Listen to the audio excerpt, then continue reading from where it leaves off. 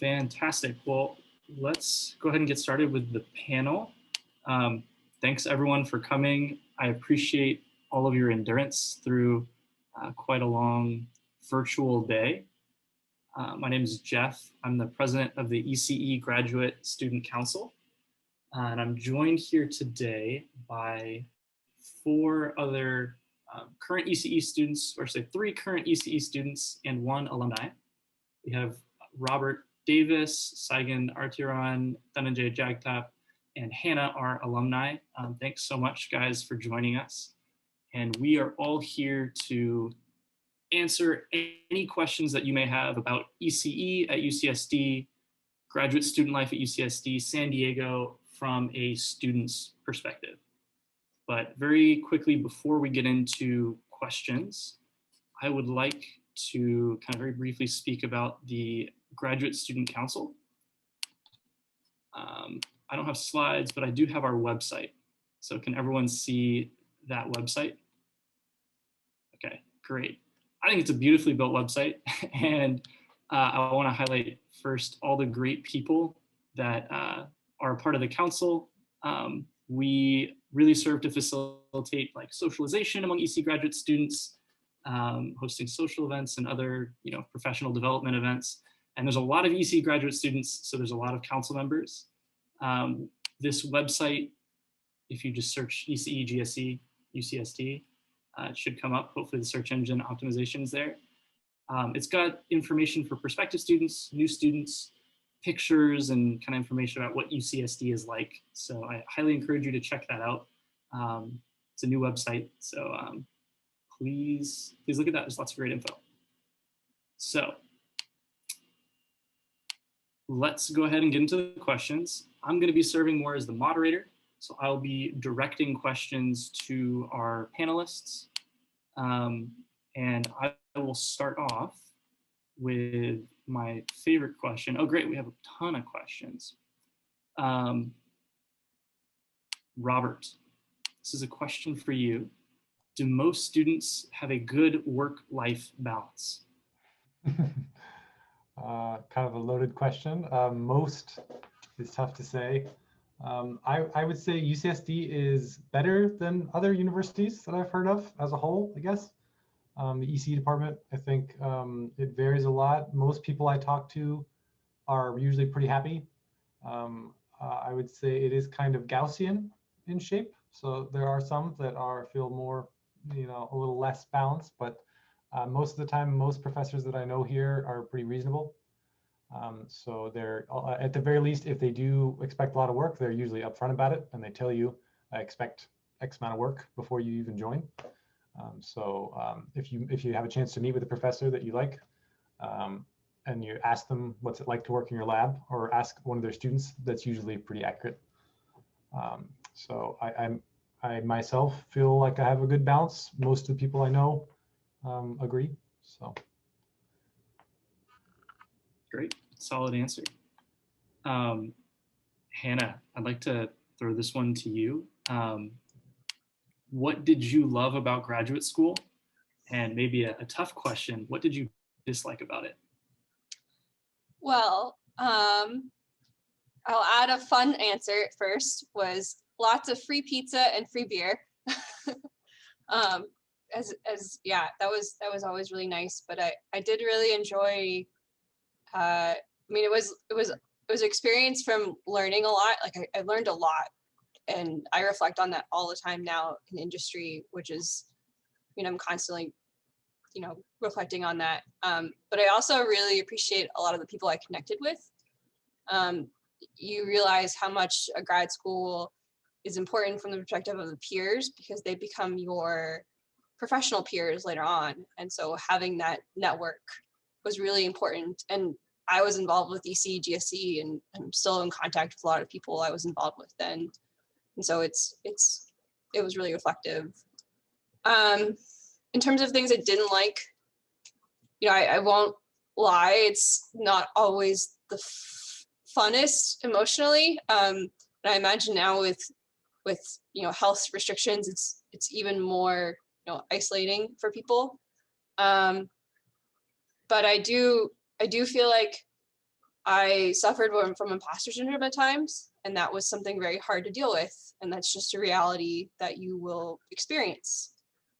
There are resources though on campus. Definitely reach out to those, and any graduate school has those, but I definitely used a lot of the resources that campus had in terms of free on-site counseling to help cope with that, because you feel like you're doing your best, but it's very hard, and grad school is also a really hard thing to compare people to. So it's something that will happen, or I mean, it won't always happen, but it's something that can happen and can really affect you mentally. Good, thanks for the real good answer there. Saigen, our social media chair, I think this is a great question for you. What events and things do students do in their free time, and what events occur on campus for ECE grad students? So like in general, if people have time, and like we have a lot of beaches and bars and stuff like that. So like you can just go to the places like Pacific Beach and stuff like that. So you can surf and also like meet with people there. You can just chill and relax. And other than that, we have beautiful like hiking trails. So you can enjoy nature here. It's really beautiful. You know, like our weather is, I think, unmatched. It's always warm and pleasant. So you can like outdoors, if you're an outdoorsy person, like you have the best opportunities here. And what else? And you know, like if you will have a very big like friend group, you will have a lot of like fun activities to do with them. But other than those personal activities, we have a lot of beautiful like fun events on campus. The ones we organize, for example, we have coffee hours. Before like like COVID happened, we had weekly coffee hours where you could like grab a cup of coffee for free and meet with people, which was really fun. And then we had like bigger events like for example end of the quarter socials, where we basically party like with I wouldn't say no limits, but like of course like we are adults, so like we know how to control ourselves, but we have a lot of fun. So I think these are some of the best events we have on campus. So you will definitely have many events to attend and have fun and meet a lot of people. Awesome. I think San Diego is great and UCSD is great. But Dhananjay, I have a question for you. Let's see. There's so many great questions, guys. Any tips or thoughts on graduate housing, either on campus or off campus? And what about the availability of parking? So at least like for in terms of graduate housing, I think what distinguishes UCSD from most other colleges that I've seen is the availability of graduate housing, because it trust me, like it makes a lot of difference to have really affordable subsidized housing next to campus. Obviously, it's based upon like the standard waitlist procedures, but like if you get on it soon enough, I mean, honestly, like if you know that you're coming over here, like get on that like waitlist right now, like right this moment, like after this meeting, just like go and get on the waitlist and get done with. And the possibilities of you getting housing is very much there. Like it doesn't like it's always there. Also, I feel that as compared to the best part about it is I feel like proximity to campus. Secondly, because like you don't want that commute, like especially when things go back to normal, like to reduce that sort of commute. The houses are really good; they're maintained really well. The administration is extremely friendly and they're extremely helpful in any of scenarios and cases, and they are willing to accommodate you as much as possible. So if possible, get on it. But even if not, even if you don't get the possibility of it, or you have some reason because of which you have to opt for an off-campus graduate housing, there are various options over here, because you see, because of like UCSD as a whole, there is a huge ecosystem of like affordable off-campus housing available over here, as like nearby as well, which is like in close proximity as well. In terms of parking now, at least I don't drive, like I don't have a car right now, so I mean I can't really comment on it. But like from what I've heard from people, parking can be a bit iffy at times, maybe on campus. But if you probably and it's probably not possible. So like, if you are staying close to campus, you would rather like just bike over there. Like it's a much easier, much more convenient way. Bike, whatever unicycle, whatever newer mobility solutions are coming up accordingly, like, whatever you feel is comfortable with it.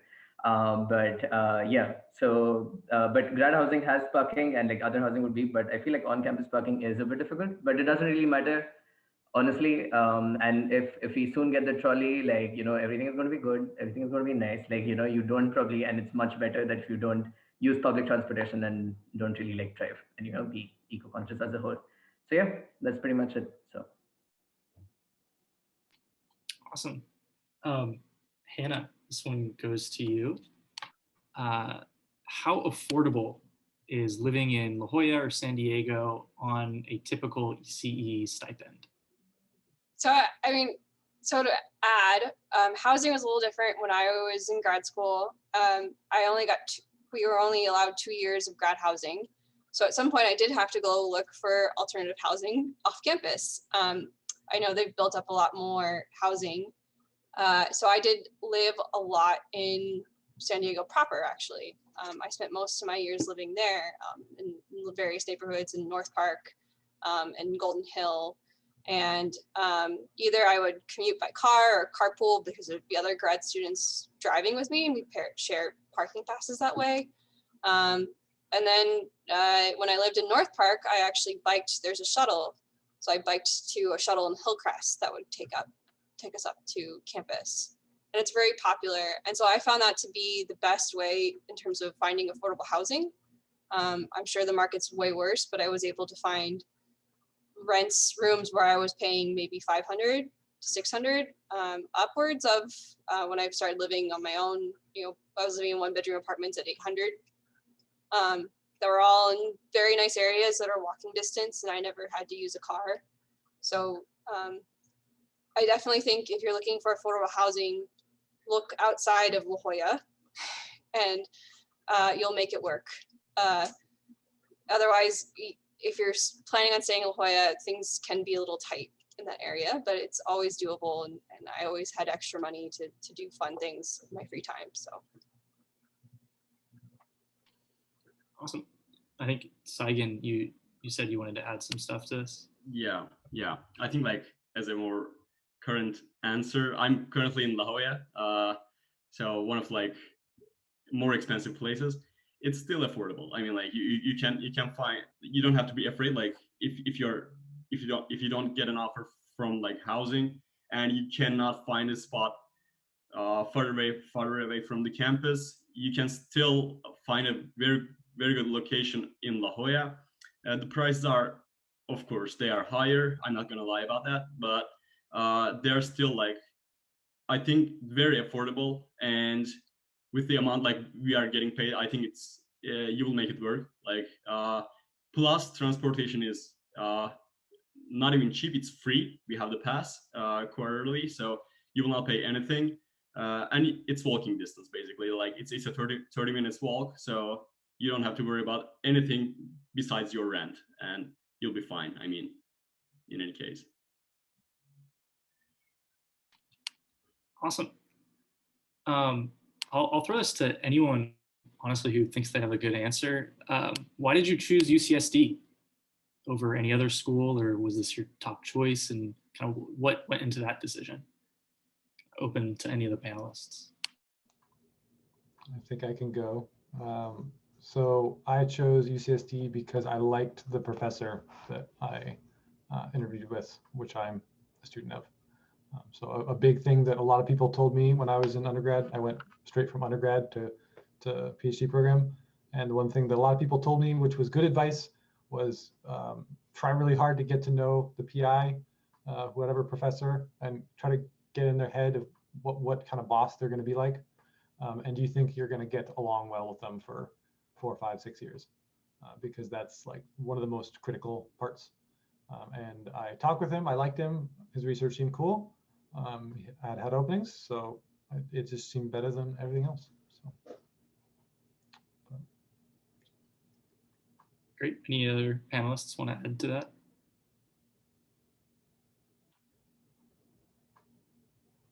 Cool.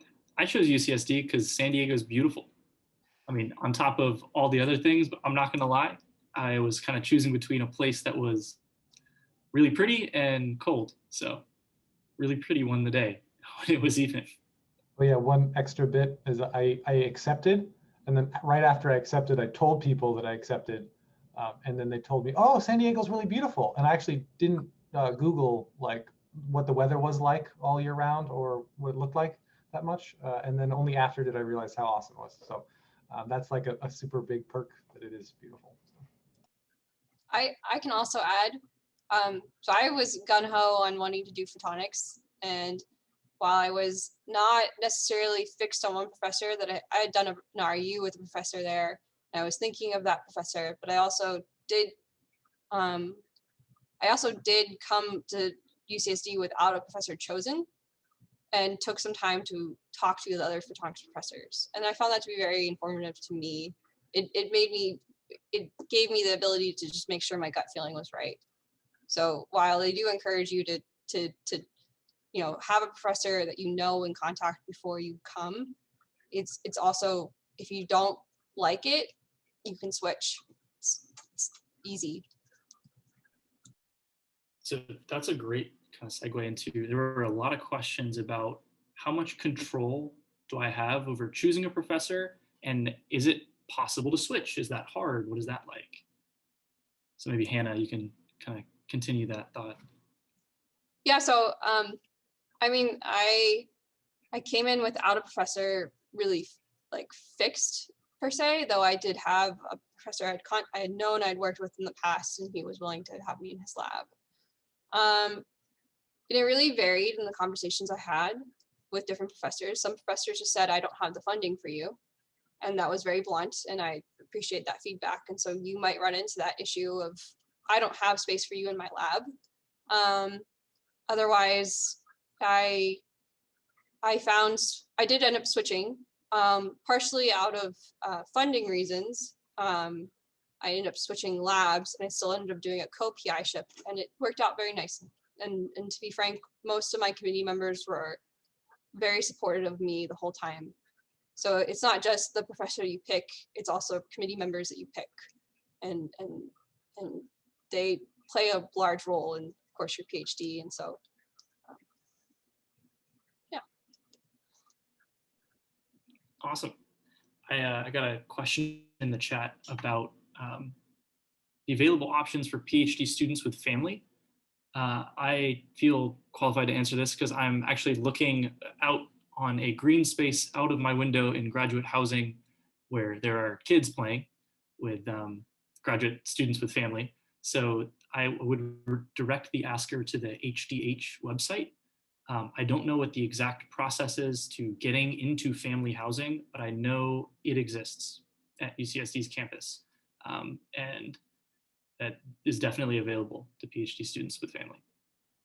I can just add, like, from what I am aware of, in that, just to like help. I mean, obviously, you should probably consult them again about it. But if you are applying for grad housing for like family, I suppose they just require like certain financial documents explaining your sort of relationship with each other, mostly financial documents, which like on which there will be some sort of proof, either a joint bank account or some credit card statements, which show like like you indeed have a relation or a relationship in between. But it's pretty easy, like like even unmarried spouses but are living in a civil partnership get grad housing. So that's not at all a problem. So it is pretty doable. So don't worry about it. Yeah.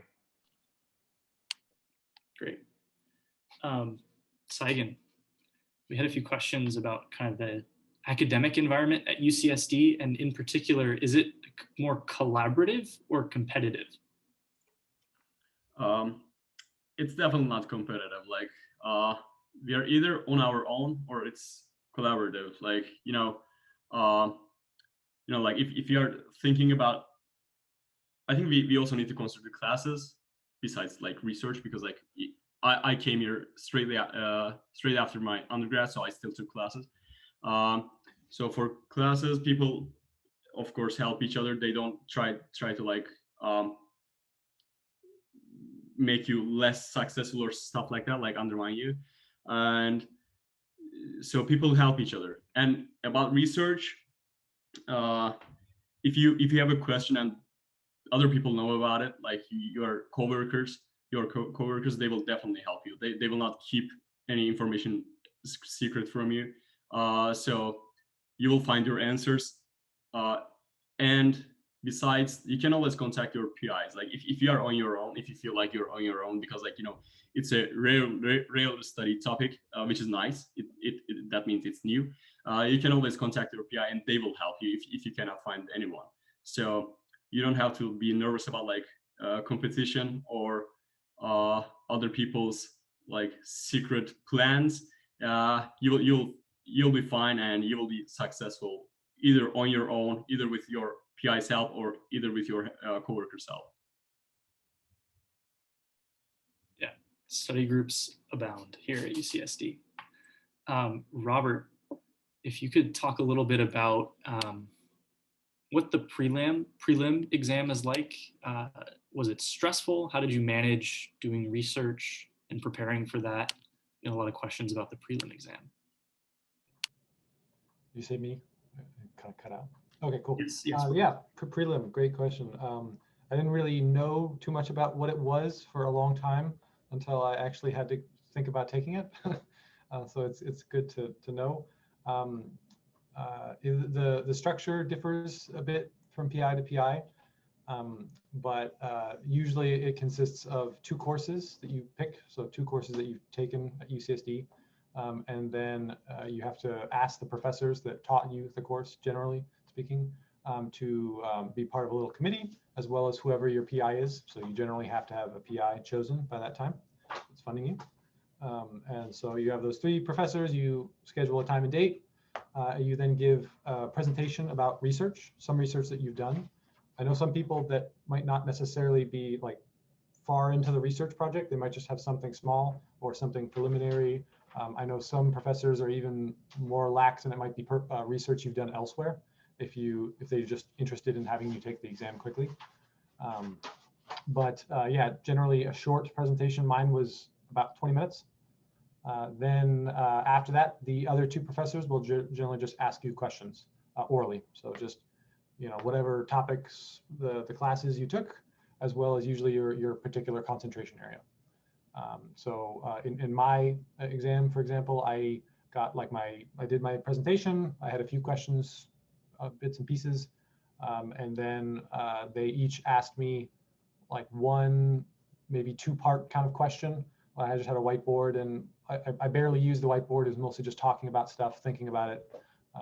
They mostly want to see how you think and how you solve problems, rather than how well you've memorized that particular circuit diagram, or if you remember how to derive a wave equation. Most professors care a lot more about thought process.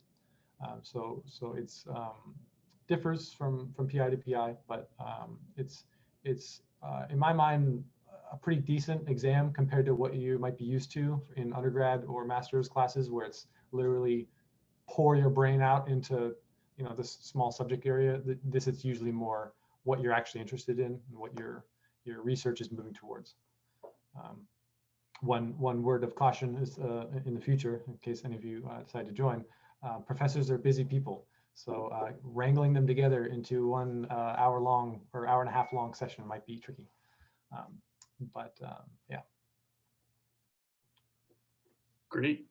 So I'm going to answer one question, but before that, we got a really fun question, which was describe UCSD in 3 words. And I know the less words you have to use, the harder it is to think. So I'll leave that to simmer for all the panelists while I answer a separate question. So go ahead and think on UCSD in 3 words. But someone asked, since being admitted into graduate school, have your research interests changed? If so, how did you go about this realization? And it's like, did you pivot your research to match the interest, or did you continue down the route you initially chose? I'm a master's student, so it's a little different for me, but I came into UCSD initially wanting to do research in one specific area, and I had a professor in mind. Then I met with him, and I attended some lab meetings and almost started doing work for them, and I realized, oh my gosh, I don't like this at all. So thankfully I didn't get too far down that path, and I completely switched, and I'm doing research elsewhere now, which I enjoy, a lot. So I did make the choice to pivot almost completely. So yes, it does happen, I'm sure. I don't know if any of the PhD students have comments on if that's happened to one of their friends 3 years in. People had things to say. But so UCSD in 3 words, who has their answer? Still thinking about it.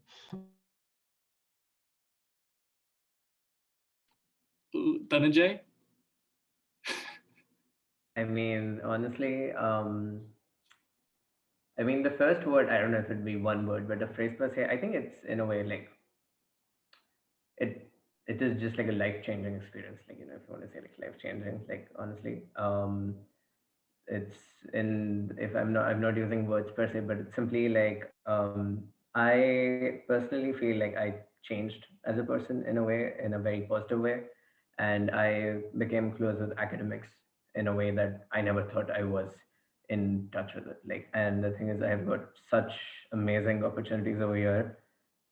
Everybody over here, right from the admin to the faculty, have been extremely helpful, understanding, and collaborative. Like, I mean, honestly, like, I don't know if there is somebody who has had like a bad experience, but at least like, I don't know if I'm being biased, but like, I honestly wouldn't like trade it forever. Like, honestly, like, this was the best decision ever in my life. Like, like, come over here, because like, I feel like it changed me. So yeah, that's what I think. So I have 3 words, but I don't think they are very education related, but they are very much UCSD related. So I'm going to say this: gliders, which is very UCSD. And it makes me think of it. Beer, because I always remember there was a lot of happy hours, a lot of great events. And then eucalyptus trees, because I'm kind of inspired by Jeff's picture in the back there, because there's lots of eucalyptus trees on campus. I've got 2. I'm still working on the 3rd, but I would say, and yeah, they're still broad, but it would be weather and Qualcomm would be 2 that I think of.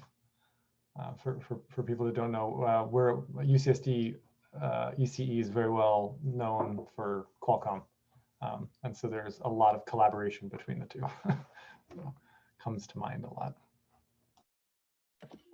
I have a single word, but I think it's good enough. I mean, I think the word I would describe UCSD as is welcoming. I mean, like, we are coming from all around the country, if not all around the world. I'm not from here, obviously. So like, people do not know each other, but still everyone is so warm, and like, they are not shy. They are very easy to talk and welcoming. As I said, it's very easy to make friends. I was kind of afraid because like it was my first time in States when I came here, and I did not have any problems. Like, even though I did not know any people, they just like they just accept you as who you are, and you always find your community, and I think you will always be with a group of friends that will make you happy. I think that's the word I would use. Welcoming. Nice. There was a question about a ballroom club on campus and details about that. I don't know about the ballroom club, but I will use it to pivot to the recreational opportunities at UCSD. So UCSD Rec, I don't know what the correct word for it. They actually offer not free, but they offer classes in art, ballroom dancing, tennis, all sorts of things, anything you can imagine. They offer classes. Graduate students are welcome, and can definitely participate in all of that. And I'm like 90% sure they have a ballroom class that you can take. Let's see, grab some more questions here. Just to add to the UCSD recreation thing, like, I mean, like, if possible, just like go. They even have the page UCSD recreation. It's honestly, it's like such an amazing resource. And they like, I mean, currently they do like even like trivia nights. They're pretty awesome. Like, I mean, I've been going to those. So by recreation, they just do like everything, like from sports to like cultural activities to like everything. Yeah, because of COVID, it might it's a bit lessened down, obviously. But they're still operating like outdoor gyms and outdoor, like wherever possible, like outdoor physical activities. Like if you're into that, if you're into like some, if you, because like honestly, like at this point, it's been so isolating and it's been like so difficult to like deal with everything. Having that opportunity to like go out, and they take like extremely good care of like, like social distancing and hygiene and everything like that. So it's just been like really helpful for me, at least, like because I stay in grad housing, and they operate like an outdoor gym over here, and it's pretty great. And they even have a couple of other locations. So like in that way, like I feel I'm glad that they're still operating and taking so much effort and time to like help us through this time. So yeah. To also add, I'm not sure with COVID if this is also operating. I used the rec center a lot when I was there. I actually missed it. It was a really great rec center, but I do know that there was some sailing classes and scuba diving classes and surfing classes. I know the surfing class is very popular and I've done it. And I know for the rates for sailing and scuba diving were significantly cheaper going through UCSD than they were for looking outside. So if you're ever interested in picking up an oceanic based hobby, you have those resources. Yeah, surfing's big here too. There have been many times, I work with a PhD student, there have been many times where we've had to delay our work because he's like, oh, hold on, I'm late, I'm coming back from the beach, I was surfing. Okay. So another great question is, how often do students socialize with non-engineering people? So I'll throw this to Saigen, but anyone kind of maybe is welcome to jump in after. From personal experience, it's not gonna be a fine answer, to be honest. Like, I don't know, like if you have friends that know people from other departments, you're fine. You will find a lot of people from other departments that are not engineers, and it will help you because like it's always nice to like meet people from different backgrounds. But other than that, I think our events are pretty self-preserved. I don't know. Like we for example like organize coffee hours for the EC department, end of quarter for the EC department. Probably that's because like we are EC GSE, but on the other hand we have GSA, Graduate Student Association. They serve every department, right? So so if you go to those events, you will definitely meet people from other departments. But if you like stick around like and like stick to departmental events, you're unfortunately not that lucky. That would be my answer. But I will add to it is that like EC is the largest department, like grad department, like just the biggest engineering department. So like honestly, like if you're worried about like social interaction, that shouldn't be a problem because there are like a ton of people like as a whole. But still, if you're like if that's a concern about like interacting with people from other walks of life or other domains and like that, the as Sagan said, I feel like the only way to go about is probably if you involve yourself in like graduate student association activities or like other clubs that are on campus, or get yourself in whatever like university broad events. There is much more possibility. It's generally like sometimes like at least my interactions with people who are from other departments, it just happens randomly, like just out of the most random instances. But unfortunately because of COVID, like we are not meeting right now, so it's a bit limited. But yeah, I mean there are always instances, like there is no such like fixed to it. Sometimes yeah, you just run into a group of people and you become friends with them, and then that's it, like like, so yeah. And one last piece to add to that. Also classes. You are, as a grad student, you take a certain number of classes that you have to take, but you can also like audit other classes or take one. Like I'm in a class that I don't have to take right now, and I've usually done this. So if you have a little extra time, pass failing a class can be kind of fun if it's something outside of your area. So I've had good conversations with people from like literature departments while taking like classes in completely outside of engineering. So if you want to meet people, that's also an option. Those people take those classes. So. And one last thing, sorry, like sorry, Jeff, but collaborative research, like interdisciplinary research, is another big way to like get in touch with like people from other things who just want to listen. Because at least I don't know how true it is for all research, but at least for there have been instances where I've had to like interact or like work with people from like other departments, or at least like have the chance of this thing. So I mean that's always an option if you feel like your research is interdisciplinary in nature. You can always yeah. Great, all good answers. There have been a lot of questions about kind of what are the requirements as a TA? Does it take a lot of time? Is it stressful balancing coursework and research and stuff like that, serving as a TA? And I'll open that to anyone. I don't know who has served as a TA or who hasn't here. So I TA'd actually most of my years from my third year on. I did both TAing grad classes and undergrad classes. It was primarily because my professor liked me, and so he wanted me TAing his classes. So I TA'd most of the photonics classes that were for first year grad students. So it definitely can, especially because I TA'd some lab classes, it can be a little time consuming if you're interested in being a good TA.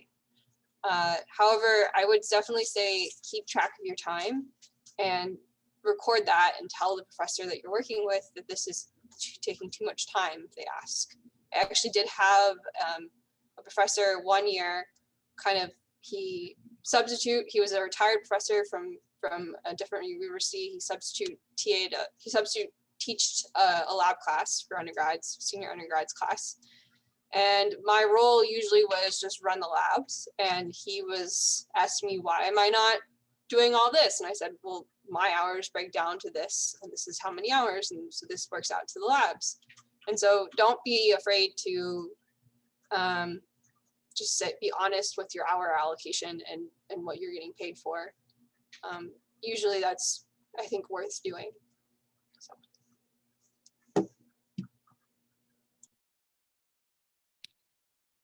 So we had some questions about choosing between departments, which is dangerous because you're asking 5 ECE people. We had a question about choosing between ECE and physics, and then choosing between ECE and CS. So first of all, ECE is way cooler than anything, just fundamentally. And then secondly, the department's huge. So you have a lot of opportunity to do different things within the department. That being said, I do research in the physics department. So go where your heart takes you and where the research takes you. You can always be co-advised, and ECE is very collaborative, but kind of maybe on a heart-to-heart level, whichever one excites you more when you think about going to that department, that's where you should go, but pick ECE. So if anyone has anything to add to that, you're welcome to. Honestly, I feel like rather than the department, like we like obviously department like decides like the actual requirements you have in terms of like what you need to graduate and how your exam situation goes. And so like be mindful of it, because like CS, because I have worked in CS, so like I feel like they are different in this thing. So like you can always look at that, and also at the same time it eventually comes down, like, just because it's an EC does not mean you cannot work under a professor from CSE, because like people earlier have done that, and it is possible. Like, you can be enrolled in this thing, but your PI is in CSE. But at the same time, I feel like it finally comes down to like what sort of work you want to do, like eventually, because like if a professor you have and is doing much better work in some other department and you wish to work under them, it's always an opportunity, and always go there. If you haven't decided per se, that is, but yeah. Cool. This will be our last question. So if you do have questions that you're still thinking about answering or you think are really important, feel free to shoot ECE GSC an email, and we'll try to do our best to get back to you with an answer. We want to make sure all your questions are answered from the student's perspective. But the last question is, I think, kind of split into two. Is one, how easy is it to get to San Diego? And secondly, how easy is it to get around San Diego? So has anyone come to San Diego from a place where maybe it's harder to get to? Any of the panelists? to clarify, do you mean like San Diego's in downtown or like flying in, that kind of? I believe the first part is flying in, and then the second part is like kind of traversing the city and kind of escaping UCSD's campus. I think I'm qualified to answer this question because like Turkey is pretty far away from me. So I think for international flights, unfortunately, San Diego is not that great, at least from my perspective or experience. I first traveled to, I first traveled to Los Angeles and then come here using Flixbus or some other very like convenient transportation opportunities, like options. If you of course, like if you don't want to have more than like overlays, because like if you are looking for direct flights, Los Angeles is the option. But if you can have some stops on the way to San Diego, of course San Diego will be your final destination. But if you are looking for direct flights, probably you will go to Los Angeles first and then come to San Diego from Los Angeles. And then does someone want to speak about how, navigable the city is? Maybe Hannah or Robert? Everything is 20 minutes away. Unless between the hours of 8:30 and 9:30 and 5 and 6. Otherwise everything is 20 minutes away. So do you need a car or can you get around without one? That's actually a good point. I had a car. I was very fortunate, but I definitely, sorry, cats being a butt. I had a car, but I did also really leverage a lot of the transportation resources that I had. I know that they're building that trolley, which they announced when I was leaving, and I'm really sad, but I did actually use the train passes that I had, even just to do things like get downtown and see Comic-Con and do things of that sort. So I used that, and then the shuttle system that campus had, I used that a lot, not just from grad housing, but from living downtown and traveling up to campus. That was really great. And also they run on Fridays sometimes, and particularly after like big GSA events, they ran late. So if you just wanted to take it down to have fun for the night, like you could, and so it was definitely easy to get around. Awesome. Well, thanks guys for submitting all those questions. We're gonna move into the lightning round now. So we've kind of prepared 5 to 10 minutes worth of just really short questions to hopefully give you guys kind of a vibe of what UCSD is like, what the community is like here, and what San Diego is like, because I feel like that's one of the critical things you learn when you come to visit in person. So in lieu of that, here is a lightning round of questions. So Robert, we'll start with you. What is your taco order? A taco order, taco stand in La Jolla, Cameron tacos, which is the spicy shrimp with an El Pastor, and pretty much just two or three of those. Nice. Hannah, did you pick up any new hobbies in San Diego? I did. I picked up lifting. I picked up weightlifting, like powerlifting style. So that was really cool at the rec center. Awesome. Dhananjay, what is the latest you've stayed up?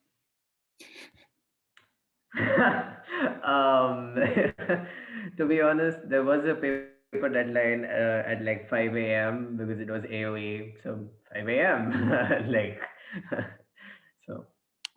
Perfect. Saigen, do you have a favorite place to eat in San Diego? Let's see. Honestly, I didn't have much opportunity because of COVID, but let me think about it.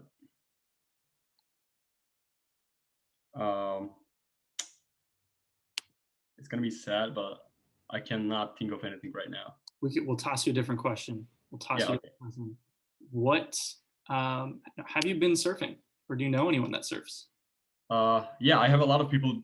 I have a lot of friends that surf, but I was planning to take classes, but like then COVID happened, so I'm hoping to learn how to surf one day, but not yet. I don't know how to surf, but I have a lot of friends that know how to surf, and that will be willing to teach me how to surf. Nice. So Robert, we'll circle back to you. What's your favorite place to eat? I know I'm asking you all the food questions. I'm sorry. You said best place? Yeah, best place. I vote K sandwiches on Convoy. Cheap banh mi, fantastic. Nice. And I know this is like super important. So if anyone else has a favorite place to eat, Hannah or Dhananjay, feel free to share. Luigi's Pizzeria. There's some pretty good pizza in San Diego, surprisingly. So if you're ever downtown, get Luigi's Pizzeria. Nice. Dhananjay. Honestly, okay. Are we still on the food thing, or are we like? Oh, I mean, like, In-N-Out works. Like, like honestly, In-N-Out works. Like, I mean, Robert has taken me there so many times at this point of time. Like, I am all for it. So yeah. There was a request to type the restaurant names in the chat. So panelists, please add those. Where are we at? Oh, we're back to Saigon. Do you have a best and worst place to study on campus? I think Gsa is pretty fine. Like the first two floors are basically like loud. You can talk to other people. You can discuss your stuff. For group projects like that, I think it's the best place. It's pretty big. You have rooms that you can book for a period of times if you want more privacy. And the upper floors, they are quiet zones. You can just study like a regular library. But honestly, my favorite place to study is my home. Like, I think it's a habit. It's always been like this. This is the best place for me to study. Nice. Robert, do you know of any weird rec classes, or have you taken any weird rec classes? I have not taken any rec classes, unfortunately. Well, what's the weirdest architecture on campus? Weirdest architecture, Geisel ranks up there, the one right sitting behind you. That would be, and then second, there is a miniature Stonehenge. It's just a bit odd. South of campus. It's the south part of campus. What? Yeah. The physics building is weird too, guys. It's like funky. Okay. We'll do one more round through, and then we'll call it. So we'll go to Hannah. Hannah, we had so many of these lightning round questions. What is the silliest mistake you made your first year? Maybe not the worst, but the silliest. I don't.